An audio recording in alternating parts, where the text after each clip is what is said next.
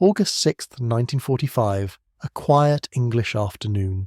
The rain had stopped leaving the lawns of Cambridgeshire glistening under a pale sky.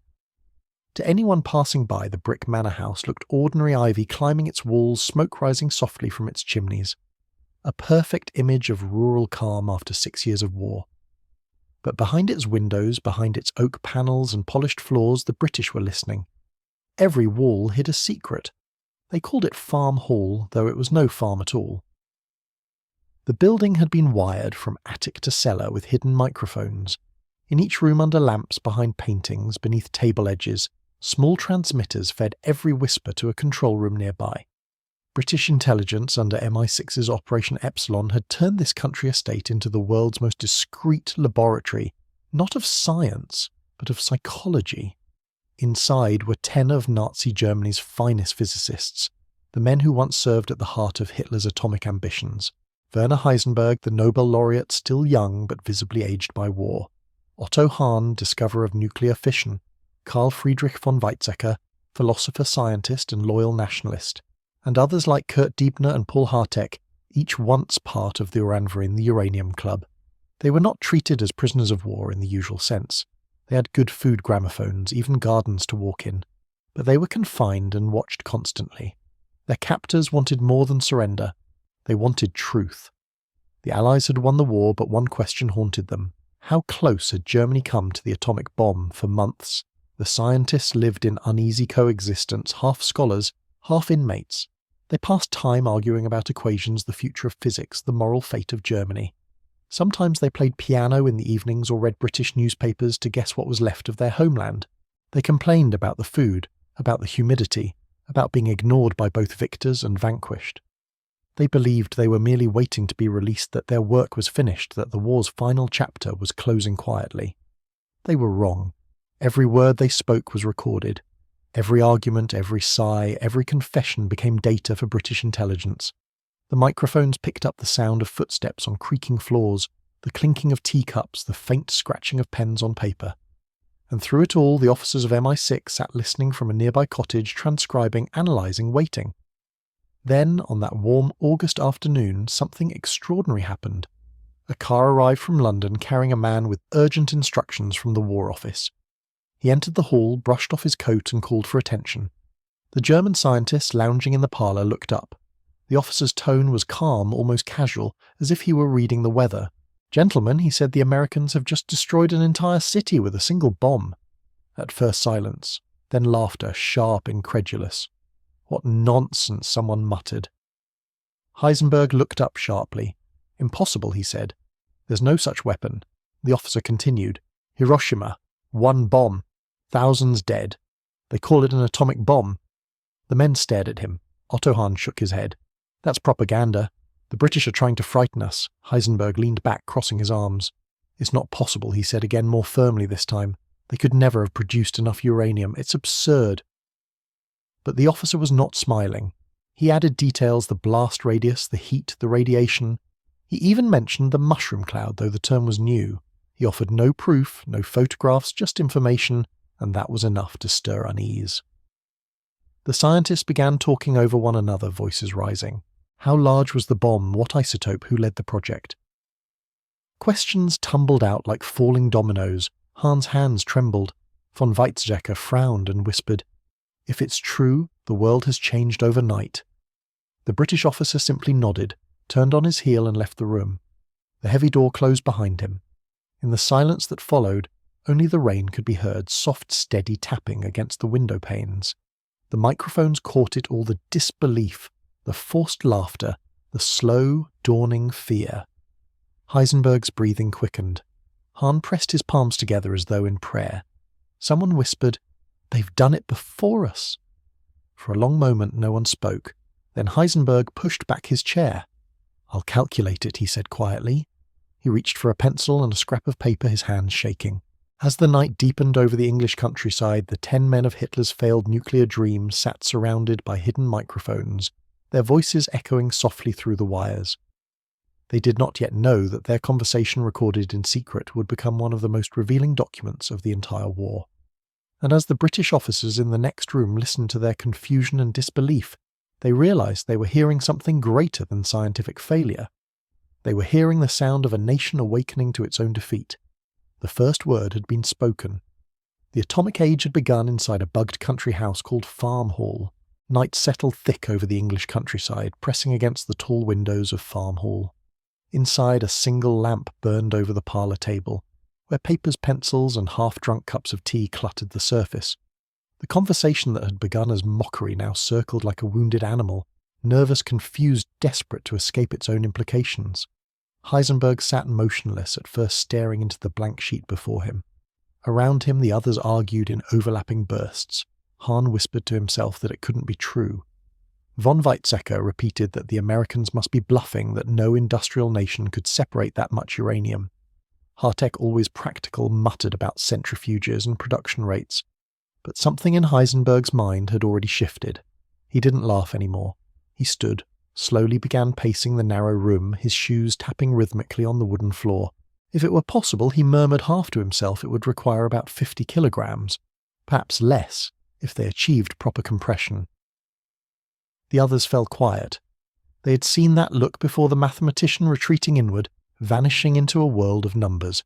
He snatched a pencil, began scribbling on the back of an old letter.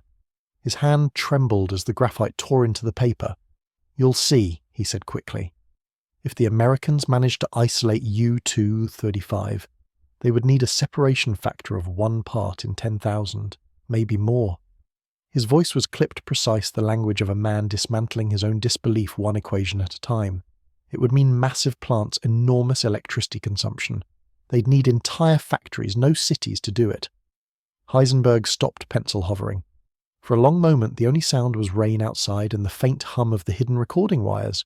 They could do it, he said finally. If they built for years. Von Weizsäcker's jaw tightened. But they didn't have years. We started first. Heisenberg turned toward him. Yes, he said softly, we started first. And we stopped. The words hung in the air like a verdict. He resumed writing faster now. Critical mass neutron flux moderation ratio symbols filled the page in a feverish script. His voice lowered into an almost trance-like rhythm. A sphere of U-235, radius about 9 centimeters, detonation possible with a fast neutron reflector. He paused, staring into space. It's real. It must be. Otto Hahn leaned forward, whispering, "Then we failed." Heisenberg didn't answer. His mind had already drifted backward 3 years earlier to Leipzig, 1942. He remembered the drafty warehouse, the smell of metal and paraffin. There he had built Germany's first experimental reactor, Uran machine, a tangled lattice of uranium cubes suspended in heavy water. They had believed it the future of energy, perhaps even victory, but the results came too slowly. The army demanded quick weapons, not theory. The funding shrank. The engineers left for projects that glittered louder rockets, jets, miracle weapons. He remembered his meeting with the Army Ordnance Office. Grey uniforms, impatient eyes. How soon can we have results, they had asked. Months, he had replied honestly. Years. Their faces had closed like doors, and now, in a quiet English house that lost time, pressed down on him like gravity. They didn't laugh at their scientists, he murmured. They listened. No one replied. The truth was unbearable. At 2 a.m. Heisenberg cleared the table. Let's calculate it properly, he said. He drew diagrams on a sheet of notepaper, a rough sphere shockwaves converging a notation for fission probability. The others watched, unable to look away. They would need about 20,000 separative stages, he said. No single centrifuge could do it. It must be diffusion, gaseous diffusion. His tone was reverent now, as though describing an achievement of another species. Thousands of workers, tens of thousands. Only America could build something on that scale. Von Weizsäcker slumped back. Then the world belongs to them. Heisenberg didn't respond. He was already deep in calculation, whispering to himself. At least 10 kilotons yield.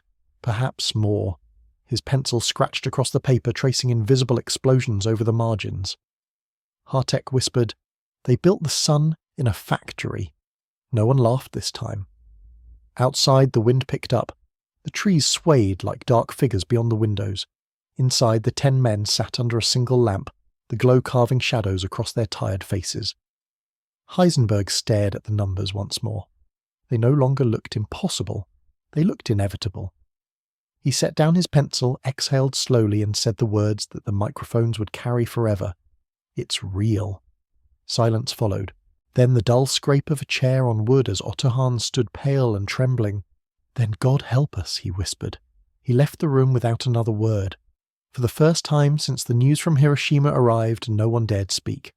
The night had grown unbearably still heavy with the weight of comprehension. The sound of the rain returned steady and relentless, as if the world outside knew what they had just confirmed, that the war had ended not with surrender, but with a revelation of power beyond imagination. And for the men at Farm Hall, that revelation was more than defeat. It was the echo of everything they might have been and would never be. By morning, the soft English light filtered through the curtains of Farm Hall. The rain had stopped, but the air inside the manor felt heavy thick with the residue of what had been realized the night before. The chalk equations still covered the table, Heisenberg's frantic scrawl frozen in silence. Nobody wanted to erase them. They were a monument now to defeat, to revelation, and to the unbearable truth that Germany had lost a war it once believed it could not lose.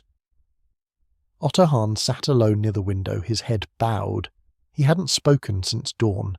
In his hands he turned a crumpled newspaper clipping, the old announcement of his 1939 discovery of nuclear fission, printed before the world knew what it meant.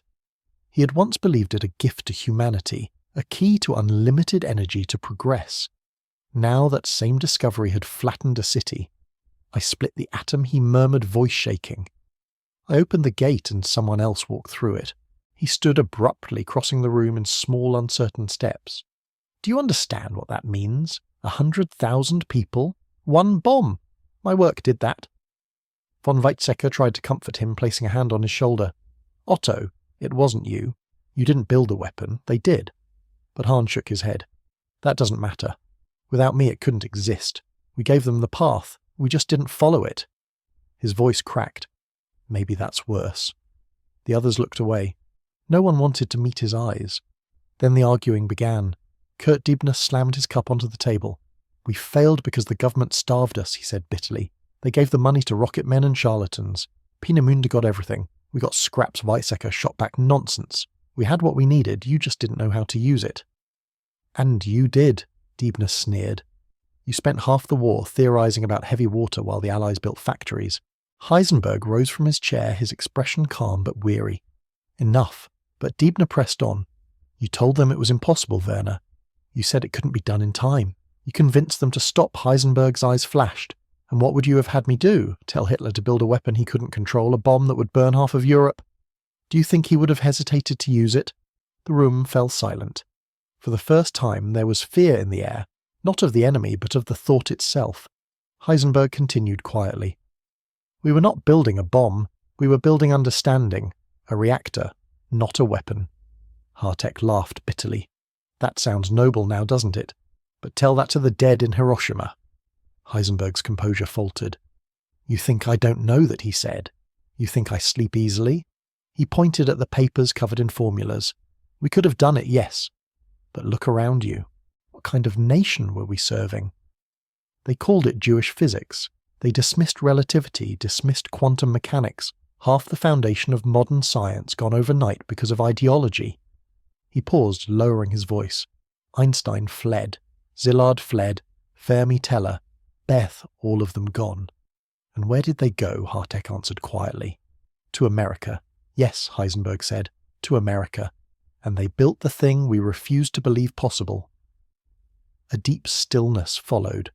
Outside, birds called faintly in the garden as if unaware of the weight in the air. The British microphones recorded every word. Intelligence officers listening from the next room exchanged glances, not triumph, but a kind of sympathy. They were hearing not villains, but men wrestling with the collapse of their own faith. Von Weizsäcker finally spoke, his tone more philosophical than defensive. "Perhaps it's better that we failed. Imagine if Hitler had it. Imagine Berlin with that kind of power. No one argued." Hahn sat down again, his voice barely audible. "But it will not stop now. This thing we have discovered, it will never stop. There will always be another scientist, another war, another government that wants more power." He looked toward Heisenberg. "You can't unmake knowledge, Werner. You can't undo a discovery." Heisenberg nodded slowly. "No. We can only decide what to do with it." There was an unspoken understanding among them then that what they had witnessed in Hiroshima was not just the death of a city, but the death of control. The moment humanity crossed a threshold it could never return from. The debate faded into quiet reflection. Some paced the garden paths outside. Others wrote in journals the censors would later seize. Hahn spent hours staring out the window, whispering the same phrase to himself over and over. We opened the gate. Heisenberg sat apart, sketching reactor diagrams that no longer mattered. He wasn't calculating anymore. He was remembering the cold laboratory in Leipzig, the shimmering cubes of uranium, the hum of the Geiger counter, the moment when theory had first met possibility. Now across the world someone else had turned that possibility into ash. And though none of them said it aloud, every man in that room felt the same terrible thought forming in the silence. We are the fathers of something we no longer understand. For some it was guilt, for others relief. But for all of them it was the beginning of a reckoning that would outlive them and haunt every physicist who followed. The microphones captured their sighs, the creak of chairs, the shuffle of footsteps fading into other rooms. The argument was over, but the blame would echo for decades in conferences, in memoirs, in the uneasy conscience of science itself. At Farm Hall on that grey English morning, 10 men realised that defeat was no longer just military or political. It was moral. For 2 days the men at Farm Hall could speak of little else. The shock had cooled into a grim fascination. Their disbelief was gone, replaced by a kind of morbid curiosity. If the bomb was real, how had the Americans done it? Heisenberg, methodical as ever, became obsessed. Each morning he filled pages with calculations, pacing the floor like a professor preparing a lecture for ghosts. His mind, sharpened by humiliation, began piecing together a puzzle that no German scientist had been allowed to finish. They must have used 2 paths, he said one afternoon as the others gathered around the table. Uranium-235 and plutonium-239. That's the only way to ensure success. He drew circles on a sheet of paper, one labelled U, the other Poo. The first requires separation of isotopes. The second, a reactor to breed new material. Both are possible, but only with industrial means beyond anything we ever imagined. Otto Hahn leaned forward. You're saying they built 2 bombs? Heisenberg nodded. Yes, one from uranium, the other from plutonium. They tested the second first in the desert before using the uranium bomb on Hiroshima. It explains the timing weeks apart. Von Weizsäcker frowned. But that would require hundreds of tons of uranium and enormous power supplies. How could they afford such waste? Heisenberg stopped pacing. Because they had it, he said simply. They had everything we didn't: time, safety and industry. He began to explain what none of them wanted to hear. Imagine an entire city devoted to separating isotopes, miles of machinery, pipes, compressors. Thousands of men and women working in shifts day and night. A place like that could produce the fissile material in under 2 years. He paused, then added Oak Ridge, Tennessee. That's the name I've heard whispered before. He described the process with reluctant admiration. They used gaseous diffusion uranium hexafluoride gas forced through barriers millions of times, separating the lighter isotope molecule by molecule. Thousands of barriers, each one a technical miracle. Hartek whistled softly. Thousands! That's absurd! Absurd! Heisenberg agreed, but real. He turned another page, his pencil tapping. And for plutonium they needed reactors, massive ones, each reactor producing a few hundred grams a day. That means industrial cooling systems, chemical plants for reprocessing. A city of steel and graphite, Hanford, Washington. That's where they made the second bomb. His voice had changed, less defensive now, almost reverent. The others listened in silence. The scale he described dwarfed anything Germany had attempted. Heisenberg continued, his tone quiet but firm. The Manhattan Project employed 130,000 people. Entire towns built from nothing. The budget was $2 billion. Von Weizsäcker blinked. 2 billion, yes, Heisenberg said. 40 times what Germany spent on its entire nuclear effort. He laid his pencil down and looked around the room. We were working in cellars and converted breweries. They built cities. Outside, the afternoon sun broke through the clouds, lighting the English garden. Inside, the men sat in heavy silence, staring at the papers that told them more about their defeat than any battlefield ever had. Carl Friedrich von Weizsäcker finally spoke. We had the brains, perhaps, but they had the hands. Hartek shook his head. No, they had the freedom. We were building weapons under bombs. They were building bombs under freedom. For the first time, even Otto Hahn lifted his eyes. "Freedom," he repeated softly as if tasting the word. Heisenberg gave a small, humorless smile. "When we asked for money, they gave us ration coupons. When we asked for graphite, they sent us coal. When we asked for time, they gave us deadlines." He turned toward the window, his voice low. "They built their bomb under the roofs of factories glowing through blackout curtains, while Europe burned. They fed their machines with our silence." The others followed his gaze. The contrast was unbearable. Von Weizsäcker tried to lighten the mood. "At least we proved one thing," he said. "That dictatorship is no substitute for infrastructure." Nobody laughed. In the listening room next door, British intelligence officers exchanged quiet notes. The transcripts would later describe this as the moment of comprehension, when Germany's finest minds finally understood that they had been defeated not by superior genius, but by the organized power of democracy itself. Heisenberg folded his papers, suddenly looking very old. "You see," he said, "this was never about science. It was about scale, about a nation that could think in millions while we thought in dozens." Otto Hahn sighed. "And now the millions are dead." No one answered. As dusk fell, Heisenberg carefully gathered his notes into a neat pile as though tidying away the evidence of a crime. He stared at them for a long moment, then slid them into a drawer. "It's over," he said quietly. "For us, it's over." The others nodded. A long silence followed, heavy and final. Somewhere outside, a church bell rang across the fields, muffled, distant, indifferent. Inside Farm Hall, 10 men sat surrounded by the invisible web of microphones, their words carried on thin copper wires to a world that would never see them the same way again. They had uncovered the secret of the bomb at last, but too late to change anything. And for the first time, the scientists of the fallen Reich felt not anger nor envy, but awe. That evening, the scientists were not alone in the lounge. At the far end of the room, by the cold hearth, 3 German officers sat in silence, men in their 50s still upright in posture. Despite captivity, their uniforms stripped of insignia but not of habit. Among them was General Erich von Stein, a man whose face seemed carved from iron, his eyes shadowed by years of command. He had been listening quietly for days as the scientists argued about isotopes and industrial budgets, about guilt and failure. He had not spoken until now. As Heisenberg finished his final explanation of the Manhattan Project, von Stein exhaled a plume of pipe smoke and broke the silence. "Gentlemen," he said, his voice low and deliberate, "you're still speaking as if this were a matter of laboratories and budgets. You're missing the point." The room fell still. Even Heisenberg looked up. Von Stein leaned forward, resting his hands on his knees. "This bomb, this thing that destroyed Hiroshima, it does not merely end a war.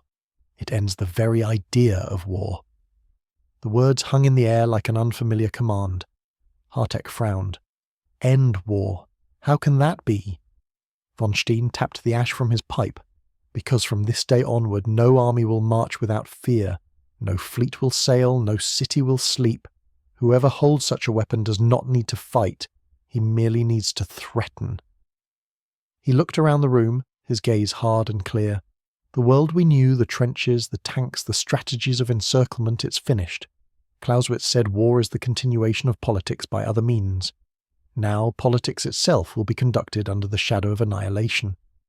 Von Weizsäcker shifted uneasily. "You speak as if that's a good thing." Von Stein shook his head. "No, as a final thing. It will not bring peace, only paralysis." He rose slowly, crossing the room. The floorboards creaked beneath his boots. In the old days, nations fought for land, for honor, for resources. Those wars had limits. Even madness had rules. We were soldiers of the Prussian school. We believed war could be conducted with discipline, with ethics. He paused, staring into the dark window where his reflection blurred with the night. But what discipline restrains the man who can destroy a continent with one decision? The question sank into the silence. The scientists who had spent their lives calculating probabilities and yields now faced the unquantifiable, the moral geometry of power. Heisenberg spoke quietly. "You mean the end of strategy?" Von Stein nodded. "The end of everything we were trained to believe in." He turned back toward them, his voice gaining weight. "If the Americans hold this weapon, they no longer need allies or armies. Their empire will not be built on territory, but on fear. And fear," he said, glancing toward the ceiling as if addressing unseen listeners, "is the most stable foundation of all." The scientists exchanged uncertain looks. Hahn muttered, "Then we have built the ultimate deterrent." Von Stein shook his head. "No, Doctor. You have built the ultimate temptation." He walked toward the table, looking down at Heisenberg's scattered papers, the sketches of bomb cores, the neat equations of implosion, the notes on uranium enrichment. "Do you know what this is?" he asked. "It's not science. It's leverage. It's the replacement of courage with calculation." Outside, a gust of wind rattled the window panes. The lamplight flickered, catching in the drifting haze of tobacco smoke. Heisenberg said softly, "Then you believe the Americans will rule the world?" Von Stein looked at him with something like pity. "Not rule," he said. "They will guard it at least until someone else builds their own bomb. Then for the first time power will no longer belong to those who are brave or strong or even right. It will belong to those who can wait the longest without pressing a button." His tone was not bitter, but weary, like a soldier who had seen the future and wished he hadn't. Von Weizsäcker rubbed his temples. "So this is the future," he murmured. "Nations trembling behind equations." Von Stein's eyes met his. "Exactly. The generals of the next century will not lead charges. They will sit in rooms like this surrounded by maps and fear. The world will live by balance, not victory. Every battle will be fought in the mind." For a moment no one spoke. Then Hahn whispered, "Then we have truly killed war?" Von Stein looked down. "No," he said quietly. "We have only killed honour." The words struck deeper than any reprimand. The men stared at him, each retreating into his own thoughts. The room smelled of cold ash and damp paper. Outside, the wind carried faint church bells from a nearby village, peaceful, oblivious, untouched by the terror being born in that conversation. In the listening post next door, one British officer, Major Hinton, scribbled a note into the transcript margin. "First clear articulation of nuclear deterrence principle by a German POW." He underlined it twice. Back in the lounge, von Stein tapped his pipe, his eyes distant. "Perhaps it is just," he said, finally. "Germany unleashed terror upon the world. Now the world has found a terror to contain itself." He turned toward the fireplace, though no fire burned there, only cold grey ash. "Still," he added almost to himself, "I would have preferred the old wars. At least then courage meant something." He sank back into his chair. The scientists said nothing. Around them the last curls of smoke hung motionless in the air, pale ribbons twisting upward, vanishing into the shadows above. The sound of the clock ticking in the hallway grew louder, with each second counting down to a new kind of history. The conversation at Farm Hall shifted as if the air itself had turned heavier. The men had moved from science to politics, from what was achieved to why it had never been theirs to achieve. Heisenberg sat at the edge of the table, his gaze fixed on the grain of the wood, tracing its swirls with one finger. He looked exhausted, not from lack of sleep, but from the slow realization that their failure had roots far deeper than physics. "It began in 1942, he said quietly. "Berlin summoned me to brief the Führer." The room fell silent. Even von Stein lifted his head. "I remember the day," Heisenberg continued. "A grey morning. I was taken to the chancellery, long corridors, guards everywhere, the smell of cold stone. They searched my papers twice before letting me into the office." He paused. Hitler sat behind a desk covered in maps, his eyes empty but burning at the same time. He drew a slow breath. "I tried to explain the principle. I said that splitting the atom could release unimaginable energy, enough to destroy a city." He interrupted me after 2 sentences. "What did he say?" asked Hahn. Heisenberg's mouth twitched bitterly. He asked one question. "How long?" I told him at least 3 years, perhaps more, depending on resources. He waved his hand as if swatting a fly. "Too long," he said. "The war will be over by then. I need weapons now, not fairy tales." Then he laughed, called it Jewish physics. He didn't want to hear another word. The men looked down. Every one of them knew what that phrase had cost Germany. He thought relativity was a Jewish conspiracy, Heisenberg went on. He thought quantum mechanics was a fraud. Do you understand what that means? He destroyed half of modern science with one word on German. Von Weizsäcker murmured, "He turned ignorance into policy." Heisenberg nodded, "And fear into virtue. I remember when they started purging universities. Professors dismissed overnight textbooks, rewritten research labelled degenerate. Students were encouraged to report their teachers. Men like me were warned to stay silent or be replaced by loyal fools." He glanced toward Hahn. "Otto, do you remember the letter from Göttingen?" "The one warning us not to cite Einstein anymore." Hahn closed his eyes. "Yes, they said his name would be erased from our journals, as if erasing him could erase his equations." The list began to spill from their memories, names like ghosts marching through the room. Einstein said Hahn softly the father of relativity. Szilard added Heisenberg, who first conceived the chain reaction. Teller, Beta Fermi, Bohr. He paused. Bohr escaped from Denmark with help from the British. They flew him out in the belly of a mosquito bomber for God's sake, and 2 years later he was advising the Americans in Los Alamos. Von Weizsäcker shook his head in disbelief. All of them gone, and we pretended the Reich could replace them with loyalty and slogans. Von Stein said nothing, only staring into the dying light from the window. Heisenberg leaned forward, his voice sharp now. That was Hitler's real weapon, not bombs or tanks, but blindness. He built a nation that feared thought. Every discovery had to serve propaganda, every question had to flatter him. We built rockets to please him, not knowledge to guide us. The memory of their laboratories rose between them, the grey walls, the shortages, the quiet terror of a wrong word in front of the wrong officer. Scientists whispering theories like criminals passing contraband. It wasn't just a loss of resources, it was a loss of freedom to think. "Do you remember," said Hahn suddenly, "the day Einstein left Germany, 1933? The newspapers called him a traitor. I saw students burning his books on Unter den Linden. They were laughing. No one replied." The sound of the rain returned faint against the glass. Von Weizsäcker broke the silence. "He gave us his brilliance, and we gave him fire." Heisenberg's face darkened. "And then we gave that brilliance to our enemies." The realization landed like a blow. It wasn't just defeat, it was irony of biblical proportions. The very minds that Hitler had cast out for their ancestry, their curiosity, their refusal to bow, had crossed the ocean and forged the weapon that ended his empire. Hartek muttered, "We exiled our own future." Von Stein finally spoke. He didn't just lose a war, he said slowly. He executed his own enlightenment. He built a nation of engineers without questions, soldiers without doubts, citizens without thought. And in the end, that is why we lost not to stronger men but to freer minds. The statement lingered like smoke. Outside, the first evening star glimmered faintly through the clouds. Inside, the light dimmed, and the scientists of Farm Hall seemed to shrink in their chairs, not from hunger or age, but from the weight of what they had witnessed, the suicide of intellect under tyranny. Heisenberg whispered almost to himself, "All the genius of Germany buried under one man's hatred." Von Weizsäcker added, "The Reich didn't fear the bomb. It feared the idea that knowledge belonged to everyone." The lamplight flickered across their faces, men who had once believed they were building the future, now realizing they had lived through the destruction of thought itself. And as the British microphones listened from behind the walls, the quietest truth of all emerged, that in its obsession with purity, Nazi Germany had purified itself of genius. By the last night of August, the mood inside Farm Hall had changed. The sharpness of argument was gone. The men no longer tried to defend, to explain, or to justify.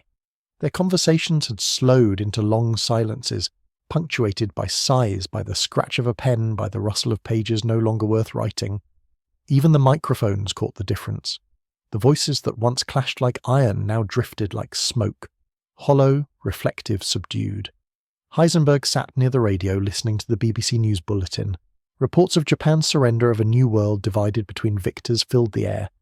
He turned the dial off midway through. "It's done," he said softly. "The age of empires is over. The age of fear begins." Otto Hahn stood by the window. Beyond the hedges, dawn was already stretching over the English countryside, a thin grey light that blurred the boundary between night and morning. "When I first split the atom," he murmured, "I thought it would free us from war, energy for everyone. No more hunger, no more darkness. But now—" He trailed off, unable to finish. Von Weizsäcker tried to comfort him. "Perhaps it still can," he said, "if humanity learns to master itself." Hahn shook his head. "That would require a kind of wisdom we've never shown." The men sat quietly after that. Somewhere down the corridor a kettle whistled, routine life continuing amid history's ruins. Heisenberg reached for one of his old notebooks, running a finger along the familiar equations. "You know," he said, "we always thought of science as neutral pure, but the moment it leaves your hands, it belongs to whoever can use it. And in our hands it withered. Von Stein, still stern, even in reflection, nodded. We built a nation that distrusted the mind. America built one that worshipped it. That is why they won. He looked toward the scientists, his expression neither cruel nor forgiving. Democracy, he said, is untidy. It wastes time, it argues endlessly. But in that argument lies safety. In tyranny there is only one voice, and it silences even the wise. The words carried a weight no lecture could match. For the first time, the men who had once believed themselves the intellectual elite of Europe understood that brilliance without freedom was only another kind of imprisonment. Heisenberg exhaled. So it wasn't physics that failed us. It was faith in a system that hated thinking. Hartek looked up. Then, what do we tell the next generation? What lesson do we leave them? Heisenberg answered without hesitation. That knowledge is never enough. Without conscience, it becomes a weapon. Without humility, it becomes destruction. And without humanity, he added, glancing toward the window where the first light of dawn reached the sill, it becomes nothing at all. Outside, the birds began to sing. The microphones recorded the faint sound of morning, the clink of teacups, footsteps on wooden floors, the distant creak of a gate opening to the garden. The British officers in the adjoining room listened one last time. Their notebooks were filled not with diagrams or formulas, but with something more valuable, the anatomy of defeat, the psychological post-mortem of an empire undone by its own arrogance. Major Hinton switched off the reel. The soft click of the machine was the quietest sound of victory ever recorded. In the lounge, the German scientists gathered at the window. The rising sun painted the fields gold. Hahn leaned against the glass, whispering, "It's a beautiful world even now." Von Weizsäcker nodded. Perhaps the only one we'll ever have. They stood there for a while, men who had tried to command nature, and instead learned its patience. None of them would ever build another bomb. Many would spend their remaining years teaching writing warning, but at that moment, standing in a silent English house under a listening sky, they were simply human again, brilliant, broken, and humbled. And as the day fully broke, Farm Hall itself seemed to exhale, as though releasing a long-held breath. The war was over. The microphones were silent. The last secret of Hitler's scientists had been spoken not about uranium or plutonium, but about pride, fear, and the blindness of certainty. The narrator's voice closes softly. In the end, Britain captured no blueprints, no prototypes, only the truth of why some nations rise and others fall. Knowledge without humanity destroys itself, and the victory of the mind belongs not to those who command it, but to those who question it. The camera of history pulls back the house, the gardens, the pale English morning stretching toward a world forever changed. The atomic age had begun not in triumph, but in remorse.